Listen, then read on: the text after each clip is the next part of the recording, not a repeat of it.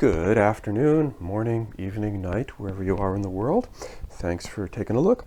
And I'm going to be doing a little unboxing of this War Without an Enemy from Nuts Wargames.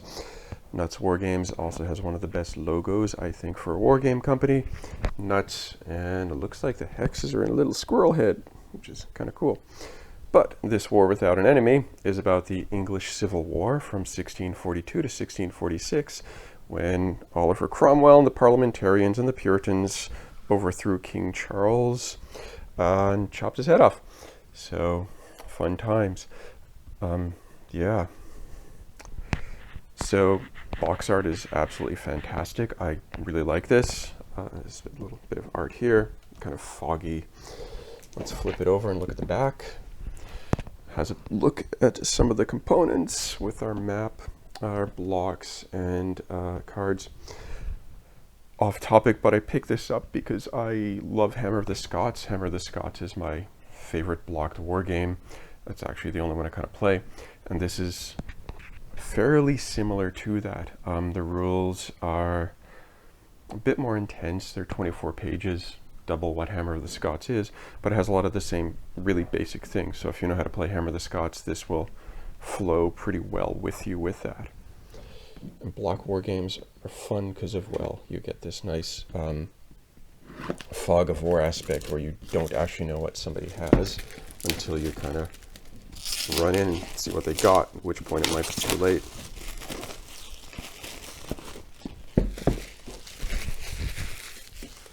All right, the seal has been broken. Let's open this up. And we've got a rule book and a playbook. So, rule book is actually very nice quality. This was not that expensive a game. It was like $60 Canadian, which is probably like 45 US. So I was quite surprised at this price, and also games that are that affordable right now. The quality is not usually super great, but the rule book for this is really good quality. It's great. Layout is also good. Nice pictures, broken down with references onto which section to look for that. Nice little detail here with our map. And as I mentioned before, it's not that long. It is like 23 pages, 24 pages, with a beautiful picture of London at the back. And with our playbook, we've got our scenarios, of course, in here, and a little bit on playing the game. Playbooks are wonderful as they answer a lot of questions people have. Just, you know, learning how to play the game, of course. Duh.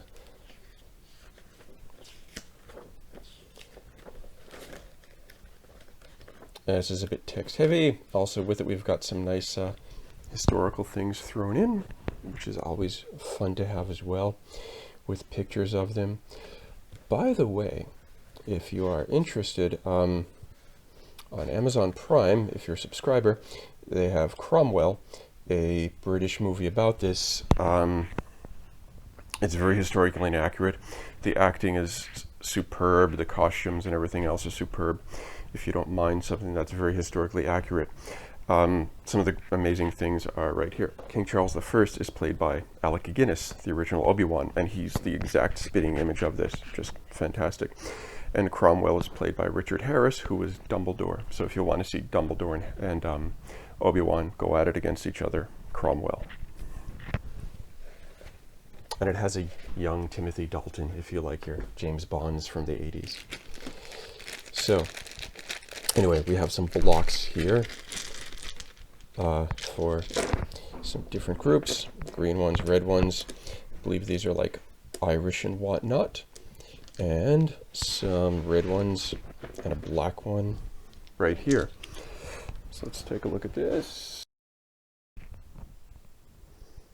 All right, sorry about that cut. Some asshole just wandered in on me. Yes, we've got our blocks. Some green ones here.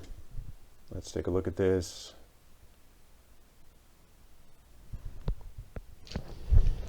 Red. And some black counters.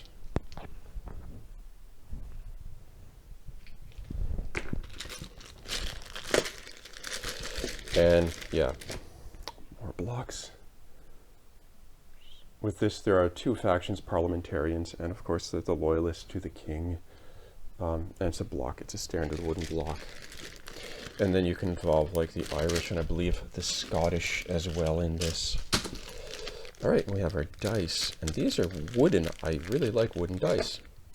They're quite cool.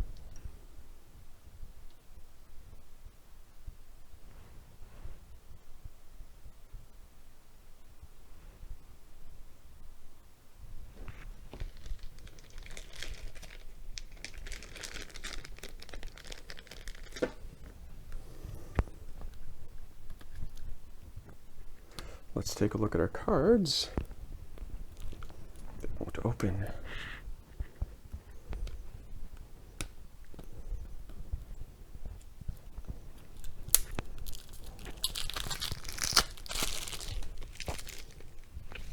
These are actually, okay, these are pretty flimsy, quite weak. They will need to be sleeved. They're very thin. Let me actually let you take a look here. Kind of dump this light down a bit. There we go. So yeah, they're pretty thin.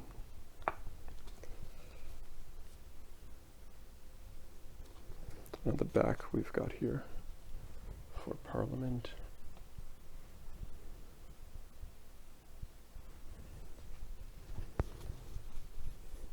And these are, we should have two decks for the king and for Parliament. So, yes, the king and Parliament.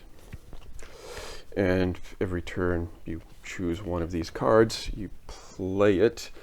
The higher number gets the initiative to go first, and you activate your activation points and also events with that, similar to Hammer of the Scots and how that plays.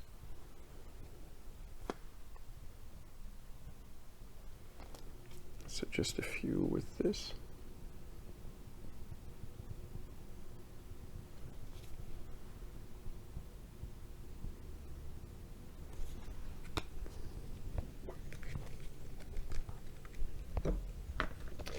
And then we have the non-fun thing for me of a block war game is putting stickers on blocks.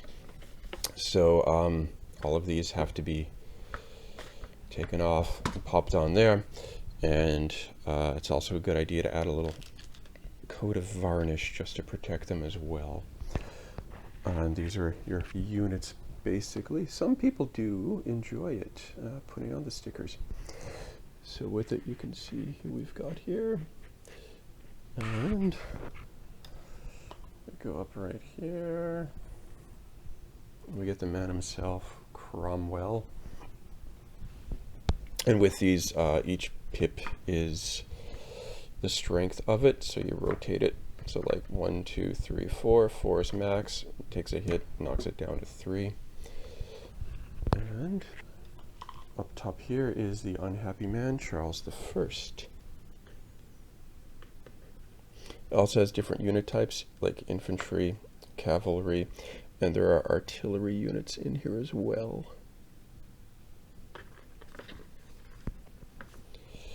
And then we get to our map. Actually, this is not a map, this is a battle map. I was not expecting this. That is kind of cool. Let me pull out on this and take a look here. So, when we get a battle on this, you pull your units off to the side, you set them up, and can move them around here. It's actually quite nice. So you've got a little sequence on here. Infantry fire on the attacker side to defender side, going for 3 rounds. So that's impressive. We did not expect to get that with this. Cool. Our player aid. So one side of the player aid.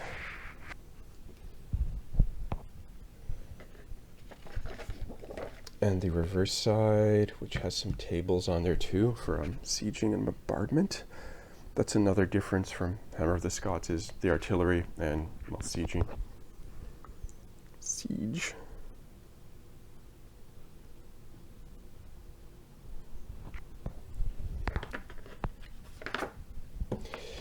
And our second player aid, which is nice. and scenarios with their setup. It's like 1644, which is very late into this thing. And on the back we have 1642 and the setup for those.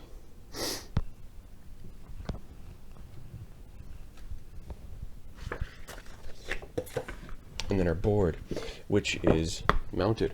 I was not expecting a mounted board with this price, because it's like kind of a bit too good to be true for like a $60 game to have like a good mounted board with good quality components and a book. So let's open up our board, and it's a big one. That's bigger than I was expecting as well. Wow. The guys did a great job with the quality of this. I can't actually pull out so you can see it, so I'm going to have to do a pan up here. So I'll focus right here so we can see our track here in the British Sea. And then as we slowly rise up, we get Plymouth and then into London.